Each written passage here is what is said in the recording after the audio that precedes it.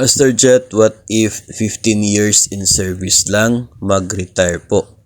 Maka-receive din ba ng 18 months po?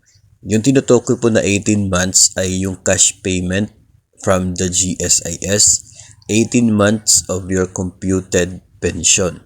So kapag umabot ka kasi ng 15 years in service, you are eligible na makatanggap ng pension kapag retirable age ka na, 60 sa kasalukuyan.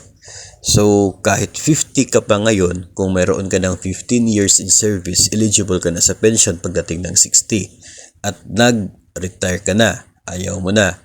So, naghinto ka, nag-process ka ngayon sa GSIS. Yung pension mo will start pag 60 ka na. Pero, upon separation, kung umabot ka ng 15 years, you are eligible sa tinatawag na cash payment, and that is equivalent to 18 times of your computed pension, monthly pension.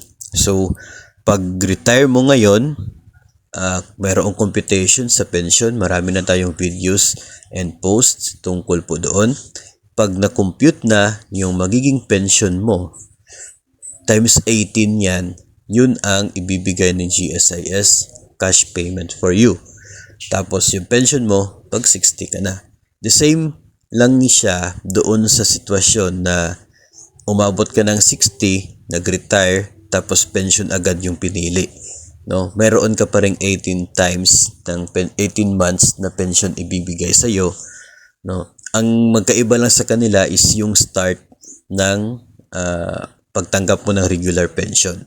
Kasi sa pension agad, you receive 18 months of pension, immediate po yun. Ano po yun? One time.